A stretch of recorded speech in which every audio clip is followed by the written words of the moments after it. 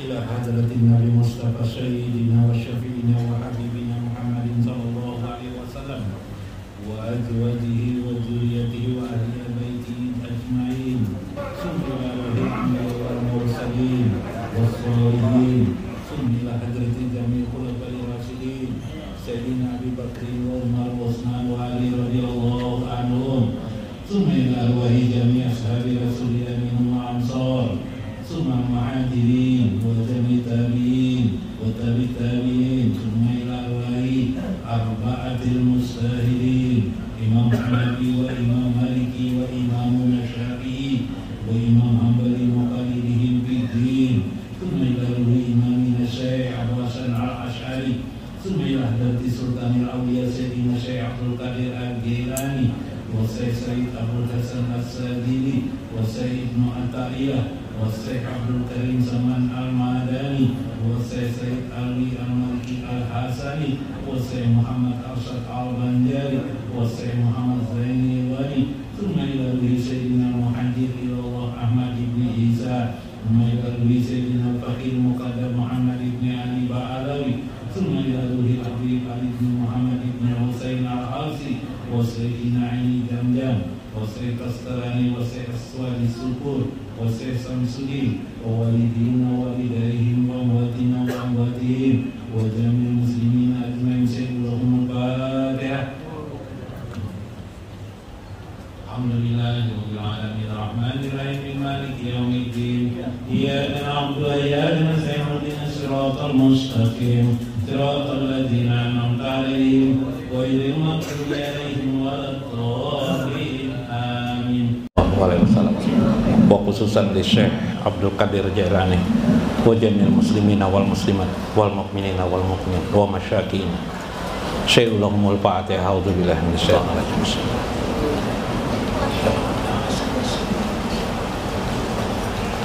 Ghairil maghdubi alaihim.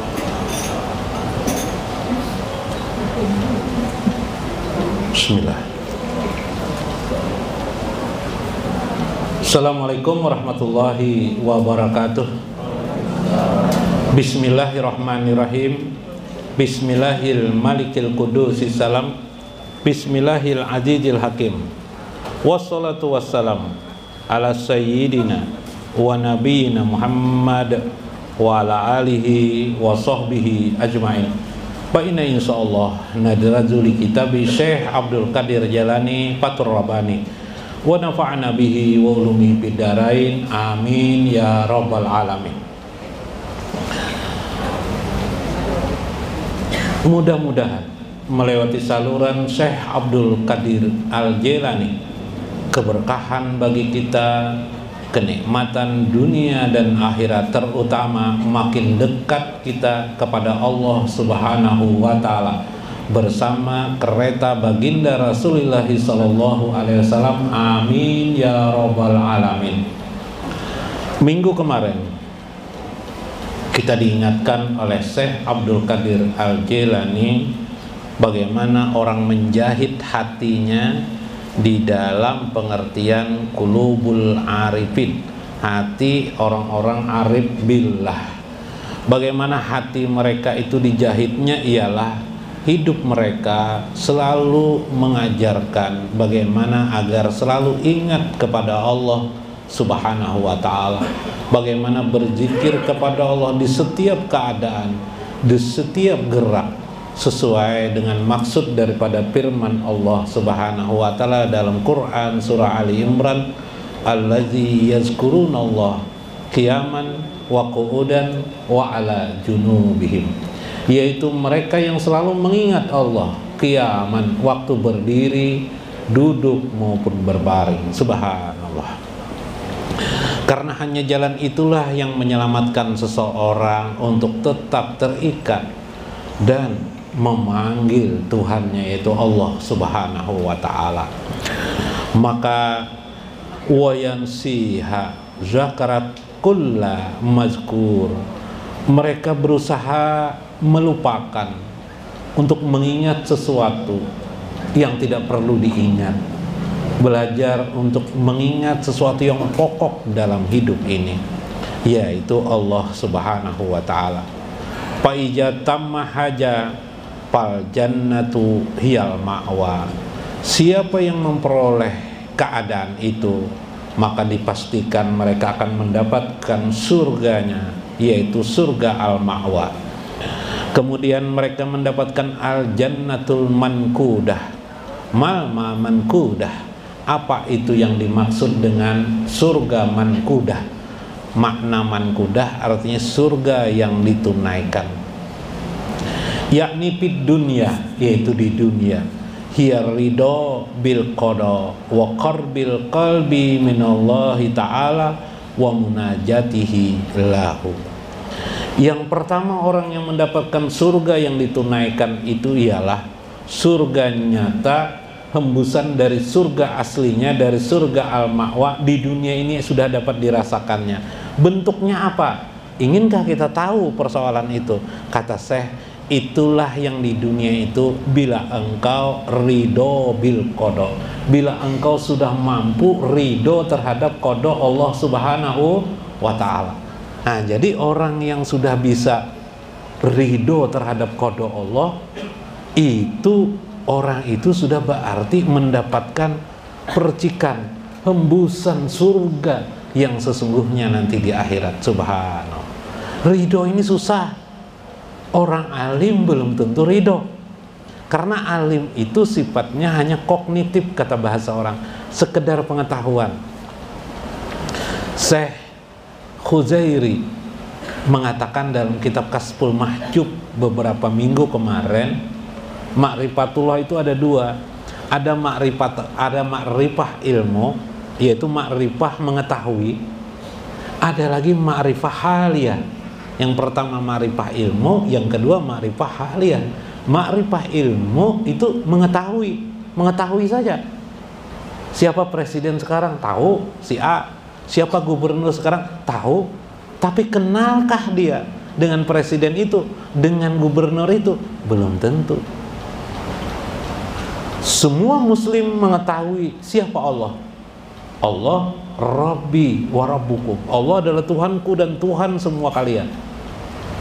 Tapi mengenalkah dengan Allah subhanahu wa ta'ala? Belum. Karena kenal ini pendekatannya sudah memahami segala sikap dan tindak tanduk seseorang, ya kan?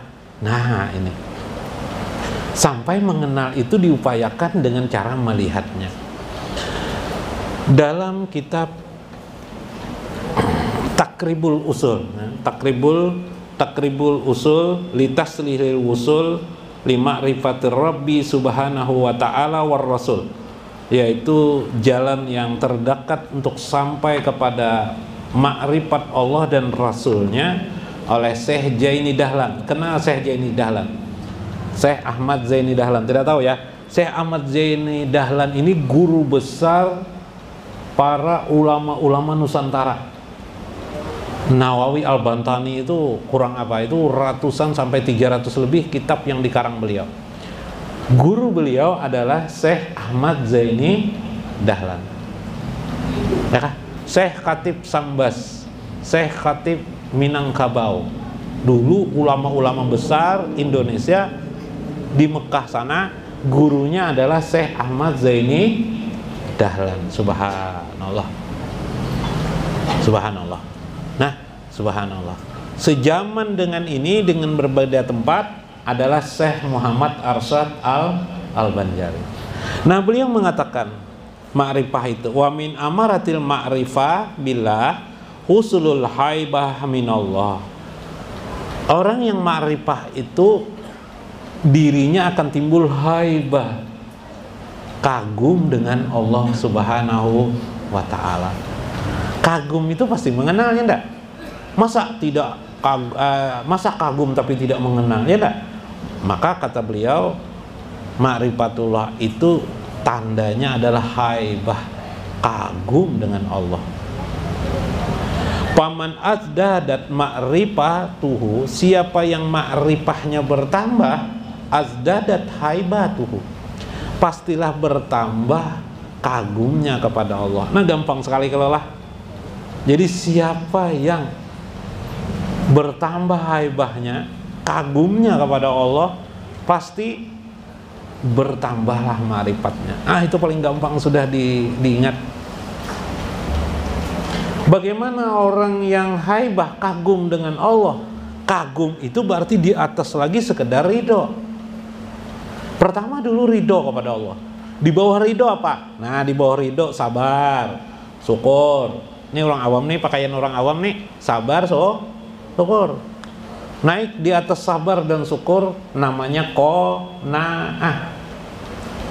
Naik lagi di atas qanaah namanya adalah qada.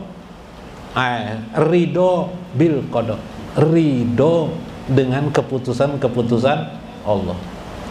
Di atas ridho kepada Allah, haibah. Namanya haibah, kagum kepada Allah Subhanahu wa ta'ala. Rentang aja jauhnya. Ikhlas, rentangan. Bagaimana itu? Sabar, kita ikuti terus. Sesuatu yang paling pokok, seseorang tidak akan mencapai khawas sampai ke khawasul khawas tanpa ilmu. Itu tidak mungkin. Jadi perlu ma'rifatullah. Jadi kalau orang tidak mau belajar ma'rifatullah, nggak mau dia usul. Nggak mau usul karena tidak mengerti. Tidak mau usul dia. Kalau orang, karena itu perlu mau tidak mau belajar kita. Belajar terus menerus. Orang bertarekat, tahu tarekat? Melakukan zikir sampai 70.000 kali la ilaha illallah untuk mendapatkan ma'rifat dia. Nah, sekarang ma'rifat itu melewati saluran Syekh Abdul Qadir Jailani, dibuka beliau supaya orang tidak susah-susah lagi. Iyalah, melakukan tarekat sedemikian rupa. Bisa dilakukan tarekat sambil santai aja. Tidak harus berhalwat sekian waktu, ya kah? Tidak harus melakukan sampai berapa 3 bulan misalnya duduk kurus minal bait, keluar dari rumah berhalwat di suatu tempat, mengasingkan diri, tidak, kata saya. Nah, belajar ma'rifatullah, kamu akan menemukan ma'rifatullah itu sehingga engkau menemukan hakikat dalam hidup itu, hakikat pengetahuan sesuatu. Kalau orang tidak, contoh orang tidak tahu hakikat ya, karena tidak belajar ma'rifat. Paloi waktu kecil, paloi sholat ke masjid maghrib, sholat maghrib di langgar atau di surau itu ada tulisan matikan HP aja, di bawahnya dalam kurung dimatikan HP aja. Paloi habis membaca tobah, aku bawa HP aja paloi, waktu kecil paloi, handphone di bawahnya ke langgar ke masjid. Cager aku dimatikan oleh pengurus masjid nih, jar paloi, boleh kayak paloi ke rumah. Salah pengertian. Nah, ini sama orang tidak tahu. Ada orang beribadah tapi dia tidak ma'rifatullah. Diterimakah ma'rifatullah? Diterimakah sholat ibadah? Diterima. Tapi makomnya tetap saja di tingkat demikian. Itu masalahnya. Karena tidak dia mau mengenali Allah Subhanahu wa ta'ala. Dalam Futhul Ghaib kemarin saya mengingatkan, orang yang mau masuk ke istana Allah harus tahu tata caranya istana Allah. Jangan asal masuk. Jangankan masuk ke istana Allah, kamu kata saya, duduk di depan istana Allah saja kamu tidak mungkin bisa duduk di situ. Kalau kamu tidak tahu tata cara masuk ke istana Allah Subhanahu wa ta'ala. Subhanallah. Maka kata saya, jika engkau ingin merasakan hembusan surga yang ada itu, engkau harus bisa ridho bil qada, ridho atas keputusan Allah. Nah, ini sudah belajar kita ridho nih, banyak sudah pembahasannya. Syekh Abdul Qadir Jailani dalam setiap bab-babnya ada terus nih ridho nih. Karena beliau tahu kunci orang ma'rifatullah itu harus bisa ridho dengan keputusan Allah. Ridho, muka kita diciptakan kurang tampan. Bila orang melihat muka kita, orang mungkin ketawa melihat muka kita karena lucu. Ridho kita terhadap keadaan itu. Sudah berusaha kita ingin seperti orang, ya agak lebihan lah rezeki, tapi rezeki kita masih pas-pas saja, sedikit suatu hari lebih, tapi sudah ada yang menunggu kewajiban yang harus dibayar. Begitu ada lebih, anak kita minta, bah bayar SPP, bayar SPP. Begitu rezeki kita ada lebih, kita simpan uang kita, anak kita nagih minta belikan sepeda, ada kewajiban yang harus kita bayar. Pas-pasan hidup kita. Menerima ndak keadaan itu? Orang modern sekarang banyak stres, tidak bisa menerima kenyataan, stres yang diketahui maupun tidak diketahui. Kenapa jadi seperti itu? Karena mereka tidak bisa ridho atas keputusan Allah terhadap dirinya. Karena itu dalam hadis Nabi, jangan kamu mengumpulkan jikalau lau fil hayat. Dalam hidup ini jangan sampai kita mengumpulkan jikalau. Sudah mengawini istri yang sekarang 10 tahun kemudian, 20 tahun, kenapa istriku ini tidak cantik lagi seperti dulu? Ya jelas saja 20 tahun kemudian. Ya kan? Andaikan aku mengawini si A, bisa masih diselubungi oleh nafsu. Juleha sekarang 20 tahun yang lewat sampai sekarang kayaknya masih seperti dulu aja. Nah, padahal Julehanya menuh aja sudah, cuma dilapisi oleh nafsu sehingga terlihat Juleha lebih cantik. Nah, bisakah kita menerima qada ketetapan Allah Subhanahu wa ta'ala? Bila kita bisa merasakan qada itu, bisa menerima ketetapan-ketetapan Allah apa saja, bahkan jatuhnya duri di jalan ataupun di tempat sesuatu yang kita tidak suka, kita terima semua itu sebagai keputusan takdir dari Allah Subhanahu wa ta'ala. Nah, bila sudah ini terima, sudah tidak jadi masalah. Kamu sudah berarti kamu akan merasakan lajat fil hayatid dunia. Yang timbul nanti adalah kelezatan. Contoh hal lain yang sifatnya dipaksa oleh Allah sifatnya, tapi kita juga merasakan kelezatan meskipun kita kurang ridho. Datang bulan puasa datang, harus puasa kita seharian, sabarlah kita dengan puasa itu. Maka ajaran Nabi, kegembiraan orang puasa adalah waktu berbuka. Berbuka, lezatnya. Sampai sholat maghrib lupa sudah kita. Ya Allah, lezatnya bukan main. Iyalah, bahagialah, nyaman. Hasil daripada sabar. Itu proses sebenarnya supaya kita bisa menerima ridho keputusan Allah, mewajibkan sholat, mewajibkan puasa pada bulan Ramadan. Ridho kita. Sholat jangan kita keluhkan, sabar kita sampai puncak sabar, nanti mulai paham makna sholat. Mulai kita bersyukur, ya Allah, syukur sekali ada sholat yang Engkau adakan bagi hamba, syukur sekali ya Allah, puasa Engkau tetapkan setiap tahun sekali sehingga hamba dapat menahan diri, tidak berbuat kejahatan, keburukan, supaya hamba terus ingat kepada Allah. Syukur dah, tingkat syukur dah tuh. Belakangan lama-kelamaan bersyukur, timbullah asrar ilahi terbuka, mulai asrar ilahi, rahasia-rahasia ketuhanan mulai kelihatan. Ternyata Allah menciptakan alam semesta ini semuanya untuk kebaikan manusia. Nah, mulai sudah menerima, sudah terlihatlah takdir Allah itu baik. Kadang-kadang dituliskan atau digambarkan Allah di hadapan kita suatu kejadian, peristiwa-peristiwa dalam hidup ini. Gara-gara banjir, asalnya bila banjir, dicela ya langsung, kenapa jadi air ini jadi datang-datang, tidak diundang datang air ini, marah-marah ya.